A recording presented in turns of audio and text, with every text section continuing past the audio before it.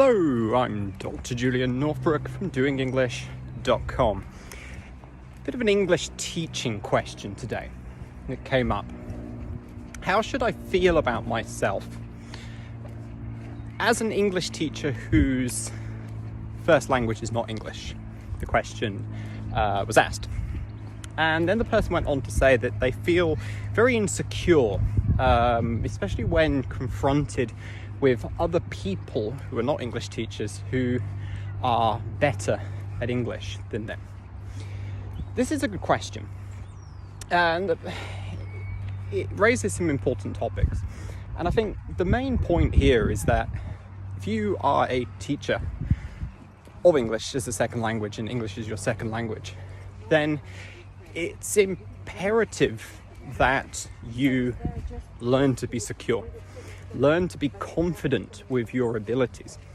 Because if you don't do that, that is going to rub off onto your students. They're going to pick that up from you. They're going to pick up those insecurities, those behavioral patterns, and that is going to become the norm for them. For example, if you make a mistake in class and you try to hide that and you become embarrassed about that, what you're basically doing is teaching your students that mistakes are something to hide and something to be embarrassed about. Whereas if you bring that out, treat it with a high level of confidence and say, I made a mistake. See, even your English teacher makes a mistake. And then you use that as a teaching point. Or to use a phrase from George Bernard Shaw, the very famous playwright, make that skeleton dance, then that inspires a very, very different kind of thinking in your students. They then learn to become confident about their own mistakes, see that they're not a big deal, that they are something to perhaps laugh about, rather than something to be embarrassed about and something to hide. And that's important.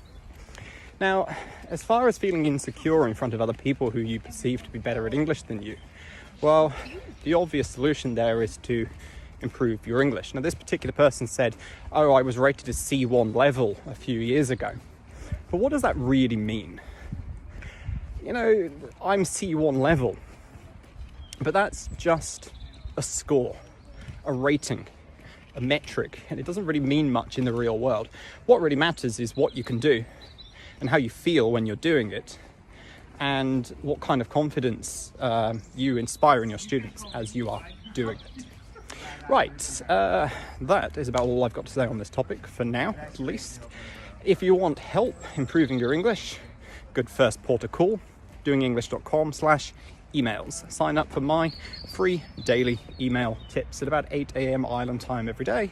An email from yours truly is going to hit your inbox, packed with all kinds of ideas, tips, stories, and anecdotes for learning the English language.